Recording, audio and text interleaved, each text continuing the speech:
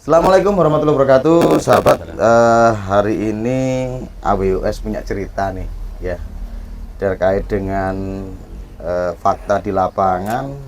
Banyak sekali adanya laporan-laporan di masyarakat terkait dengan pendaftaran anak sekolah yang lagi marak, ya. Oh ya, saat ini saya bersama Ketua AWUS, ya, dan Pak Warsono, Ketua Umumnya, dan Bendahara AWUS, Mas Andri, dan pengamat lapangan, Mas Andri. Sebagai jurnalis yang sudah senior Malang Melintang di Sidoarjo. Ini kan maraknya banyak aduan masyarakat terkait dengan pendaftaran yang cukup rumit. Entah rumit, entah dirumitkan, entah memang benar-benar rumit, kita nggak tahu, nggak paham, ya kan, ya. Kali ini kan yang terdengar sampai bagaimana keterlibatan A, B, C, D, E, F, G, ya, itu bagi kami ya cukup prihatin. Makanya kan kami berharap bagaimana tanggapan dari sebuah organisasi yang media, ya, organisasi media yang cukup baru berjalan, tapi kok kelihatannya spektrumnya berbeda kan, gitu ya. Ya, kita nyantai-nyantai aja, ya. Nyantai-nyantai aja. Karena anggap aja karena kita di warung kopi, yang penting jawabannya adalah kita ini membuat mencurahkan fakta di lapangan. Tanggapannya bagaimana terkait dengan pendidikan yang carut marut seperti ini. Padahal ngapunten, Sidoarjo ini baru dapat penghargaan. Ya. Benar ya, Mas Andri ya? Benar. Mas Andri ya? Ya, oke. Pak Ketua, Pak Warsono sebagai Ketua WUS, terkait adanya gejala-gejala yang musiman, ya, musiman untuk pendaftaran ini, tanggapannya bagaimana, Pak? Baik, terima kasih.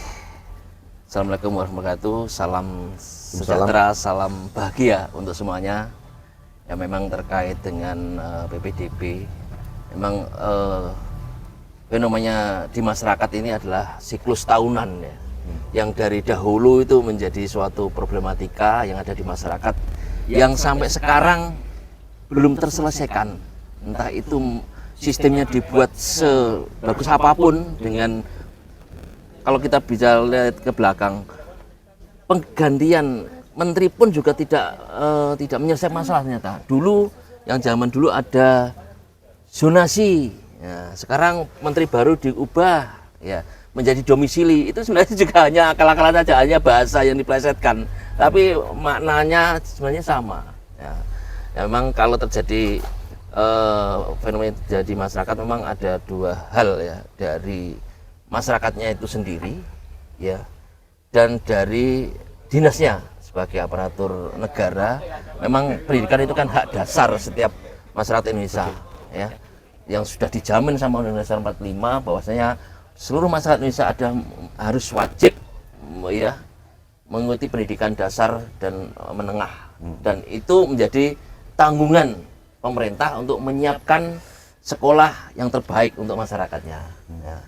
Ya, kalau fenomena terjadi penyelewengan memang tidak dipungkiri, karena mungkin ada sebagian oknum yang memanfaatkan celah.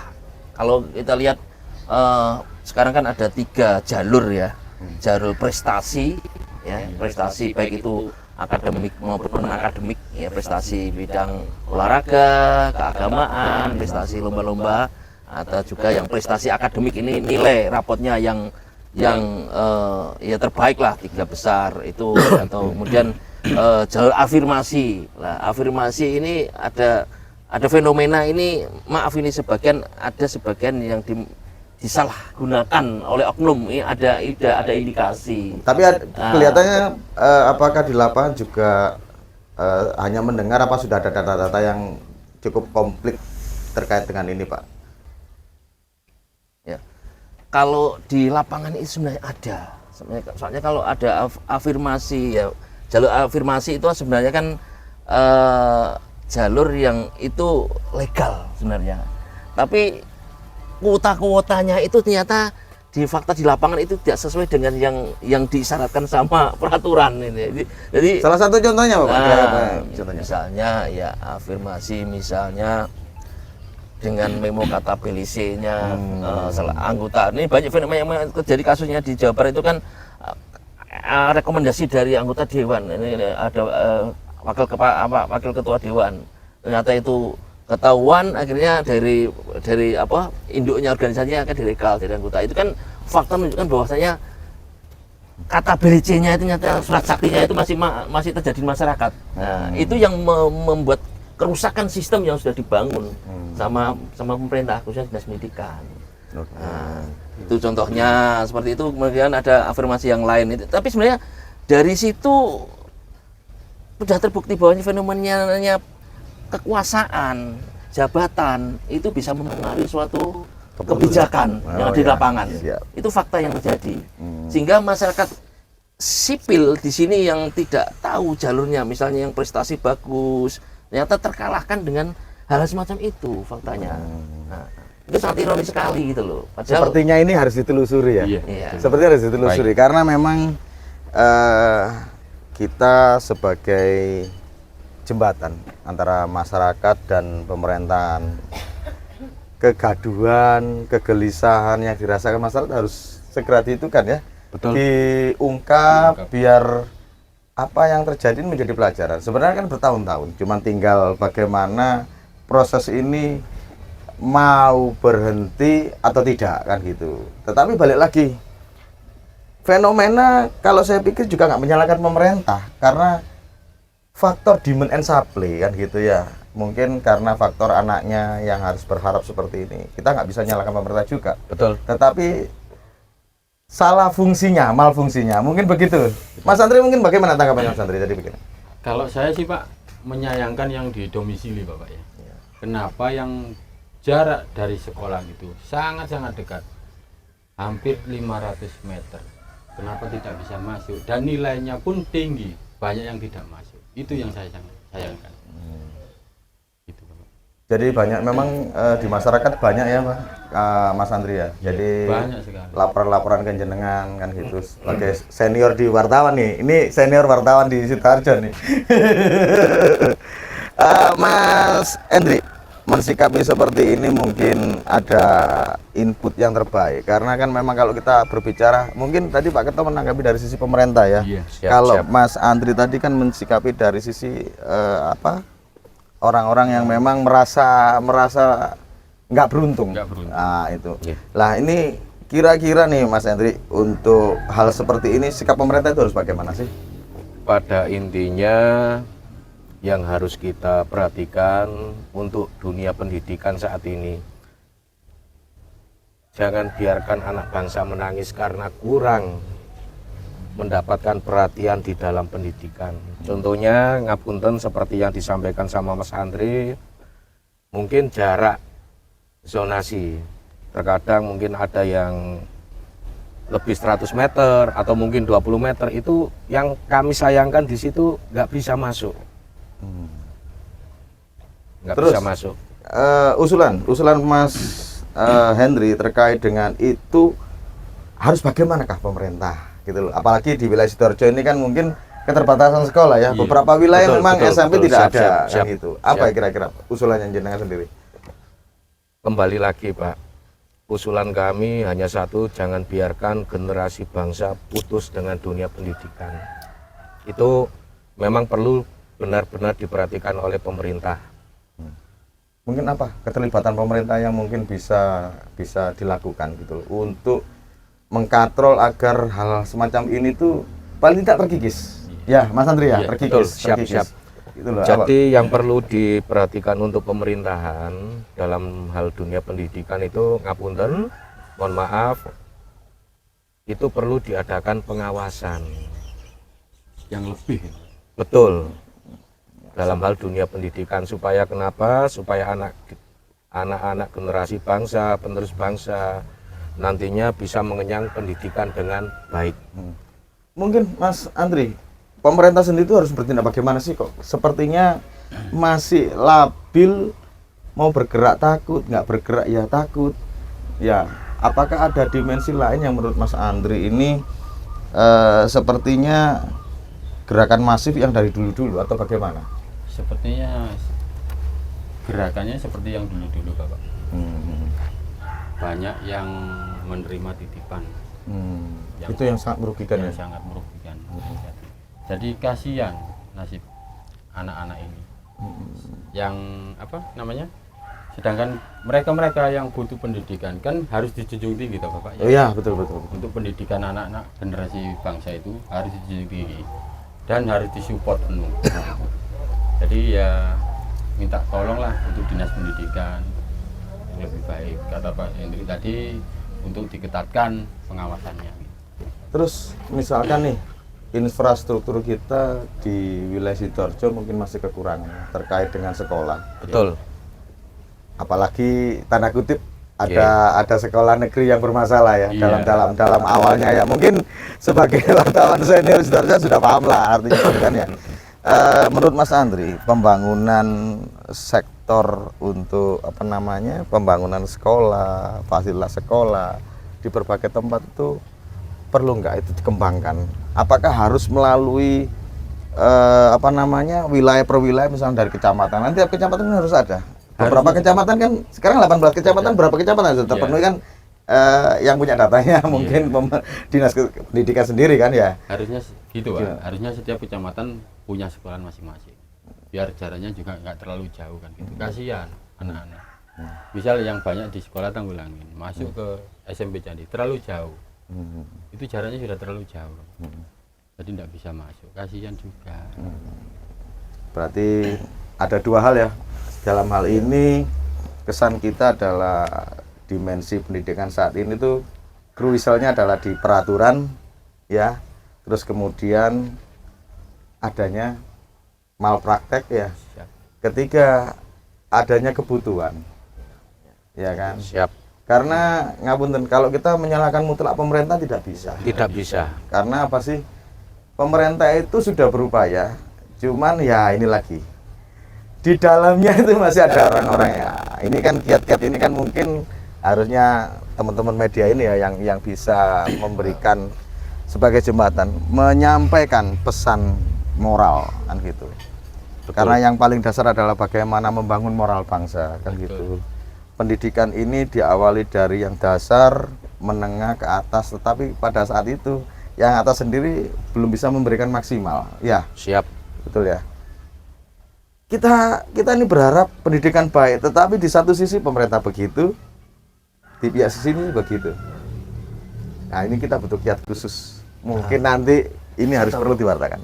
Gimana Pak usulan Pak? Kalau menurut hemat saya, ya memang idealnya setiap kayak di Sidoarjo ini setiap kecamatan harus minimal harus ada SMP. Ya, sehingga kalau dimeterin jarak mesti akan masuk. Selama ini kan ada beberapa kecamatan yang belum ada SMP-nya, sehingga dia misalnya kalau ya menuju ke SMP yang terdekatnya terjauh, mesti apapun judulnya, pakai alat apapun, aplikasi apapun mesti akan nggak masuk karena mereka terlalu jauh. Itu memang tugasnya pemerintah untuk menambah fasilitas sekolah, artinya menambah jumlah sekolah yang ada untuk memenuhi kebutuhan demand dari masyarakat yang ingin sekolah. Itu yang pertama. Yang kedua, ya kita pemerintah sendiri harus memanfaatkan sekolah swasta. Kalau selama ini sekolah swasta masih dilirik sebelah mata terkait dengan kualitas dan mengeluarkan biaya yang mahal. Ya, betul, nah, betul. Konsep ini harus diubah.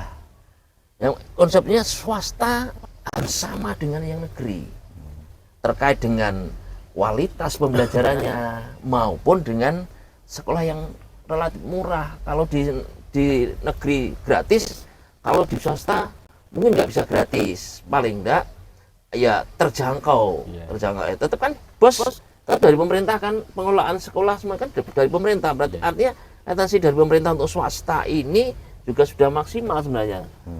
Nah swasta ini dalam tanda kutip juga sedikit agak nakal, mengeluarkan bantuan bos untuk pengelolaan sekolah pembelajaran sehari-hari, tapi juga memungut pungutan kepada siswa atau orang tua yang itu memang dibenarkan untuk tambahan operasional katanya nih dalam tanda kutip. Tapi kalau kita ini tugasnya kita wartawan untuk menelisik sekolah swasta itu sudah dapat bos kok masih narik dana pungutan dari masyarakat, itu perlu tanya untuk apa? Nah, apakah memang benar-benar itu kurang kah atau memang disembunyikan untuk tanda kutip hidden kepentingan yang lain? itu tugasnya wartawan untuk menelisik seperti ya. Kalau itu semua sudah ada, sekolah swasta yang kualitasnya bagus, kemudian apalagi bisa gratis atau biayanya sedikit terjangkau oleh masyarakat, sehingga orang-orang tidak akan berduyun-duyun ke negeri. Ya. Iya. Kalau sekarang kan fenomenanya kan orang-orang masyarakat berduyun pada negeri, apalagi negeri yang dalam kutip bonafit atau unggulan. Nah, padahal kalau kita berbicara pendidikan, seharusnya standarnya kurikulum sama, pembelajarannya sama. Ya, seharusnya negeri swasta satu sama baiknya kualitasnya. Itu harusnya, gitu loh. Kalau yang di lapangan nggak tahu. Ini luar biasa masukannya nih, luar biasa karena itu. Intinya perspektif kita adalah sekolah ini harus ada di seluruh wilayah Sidoarjo. Betul. Terutama di wilayah perkecamatan yang memiliki tingkatan-tingkatan yang sama, didukung dengan pola pendidikan yang sama, kesetaraan yang sama, sehingga mungkin yang pihak sini nggak akan tertarik ke tetangganya. Nah, bahasanya kan begitu ya. Siap. Kalau tetangga, kalau kita ngelirik di sana bagus sekolah, wah, candi bagus. Sementara dia melirik ke kota, ke wilayah kota. Loh, bagusnya Anda. Ini kan repot juga kan itu. Makanya kan dengan usulan ini mungkin bisa diteruskan ya nanti. Ya. Mungkin dari Mas Andrinya. Harapan saya dari pemerintah sih sistem seperti ini harus dihancurkan, Pak. Gitu. Karena satu ya akan juga merusak moral, Pak. Dari dasar kita yang dibicarakan di luar sana yang fiktif ya, ada kecurangan dan sebagainya. Itu kan ya juga memperburuk, Pak. Dari dasar saja sudah dibekali seperti itu, apalagi nanti kan gitu, Pak. Berarti ironis ya? Iya. Ironis artinya begini. Di saat Dinas Pendidikan Kabupaten Sidoarjo meraih prestasi tinggi ya di salah satu bidang ya, artinya tetap Dinas Pendidikan kita akan mendapatkan prestasi, ya kan, dari pusat. Tapi ternyata di dalamnya kita rapuh, ya kan. Tapi fenomena ini ya fenomena tahunan. Demand and supply-nya kelihatan. Lah, saya pikir pemerintah memang harus membuat kebijakan tersendiri. Betul. Ya kan. Dorongannya dari Media. panjenengan semuanya. Organisasi media. Betul ya Mas? Betul. Apa kiat yang sampean pengen berikan kepada pemerintah? Pemerintah apa yang harus lakukan?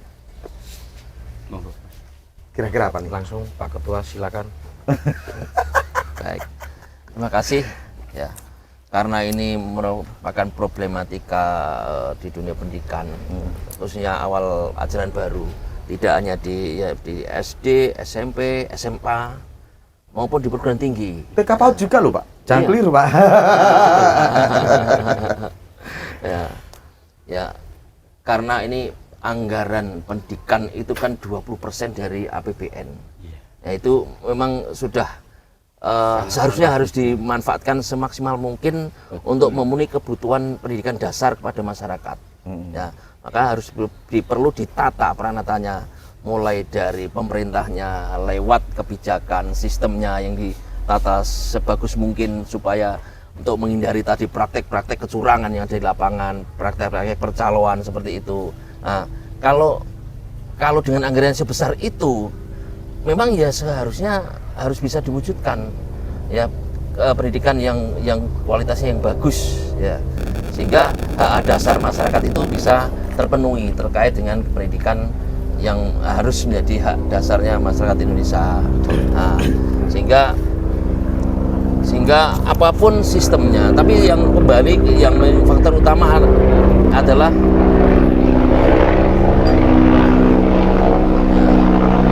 pelaku ya, pelaku masyarakat sendiri, dari aparatur dinas pendidikan, apapun sistem yang dibuat, berganti menteri apapun, kalau oknum-oknum di lapangan tadi tidak punya keinginan untuk berubah lebih baik, untuk menjalankan sistem yang ada, tentu akan terjadi tadi kecurangan masih ada terus. Karena apa? Mentalnya, akhlaknya, Sepakat mental. mental akhlaknya dari baik itu dari dinasnya, dari dinas pendidikannya, oknum-oknumnya apapun dari masyarakat sendiri. Kita sebagai masyarakat, media juga akan menginformasikan pendidikan kepada masyarakat sipil bahwasanya sekolah itu harus sama, baik negeri swasta. Kurikulumnya, standarnya pendidikan juga sama, yang dibuat sama, sehingga kualitasnya sama, negeri maupun swasta, sehingga ke depan tidak ada lagi harus berduyun ke sekolah negeri, unggulan, bonafit. Tapi kalau yang nyamannya siswa itu pengen sekolah di mana, negeri swasta, sebagai orang tua ya tinggal mendorong aja, ya silakan aja seperti itu. Ya. Gitu. Dalam diskusi kita hari ini ya, ngobrol-ngobrol, ngopi ya, ngopi ini ngolah pikiran, kita saling berpendapat, kita juga melihat di lapangan ya, entah itu sifatnya mendengar, entah sekedar melihat, atau memang kita sudah mendengar dan melihat. Lah, sebagai media memang kita saatnya harus bergerak. Kita sebagai penyeimbang, sebagai pilar negara, Betul. kewajiban kita adalah bagaimana mengejawantakan ini loh, problematika yang di lapangan, gitu ya. Apa yang kita saksikan di lapangan ternyata berbanding terbalik dengan prestasi yang ada saat ini, ya. Jadi sahabat, ngobrol-ngobrol kopi saat ini intinya kami berharap baik pemerintah, baik masyarakat, ayolah kita kembali ke kita. Lek nggak diterima, bahasa Jawa nih, lek ora diterima ya disyukuri, masih banyak sekolah yang lain. Ya, bertarung apapun, pendidikan apapun, semuanya akan menjadi bekal untuk anak-anak kita. Mau di sekolah swasta maupun di sekolah negeri, bekalnya sama, kurikulumnya sama, begitu ya Pak Ketua ya. Sehingga kita jangan mendewakan sekolah negeri, ya, karena swasta dengan negeri sama, kurikulumnya ada di Dikdasmen ya. Jadi untuk hari ini Pak pemerintah ya, mohon dengan sangat ini teman-teman dari media, harapannya wis lah Pak, fungsinya perbaiki, sistemnya perbaiki, sekolah itu perbanyak, sehingga daya tampung masyarakat yang situasinya sudah semakin besar ini, anak-anak kita bisa masuk sekolah. Karena satu Pak, ingat, sekolah ini adalah tanggung jawab negara ya. Yang kedua, buat masyarakat, tolong diingat ya, pendidikan tidak hanya di negeri, pendidikan ada di swasta ya, dimanapun pendidikan, di rumah dengan orang tua, di sekolah dengan gurunya. Ayo kita bangun bersama-sama negeri ini dengan baik, tidak menyalahkan siapapun, tetapi kepentingan apapun yang kita hilangkan ya. Oke, sampai jumpa, salam kopi.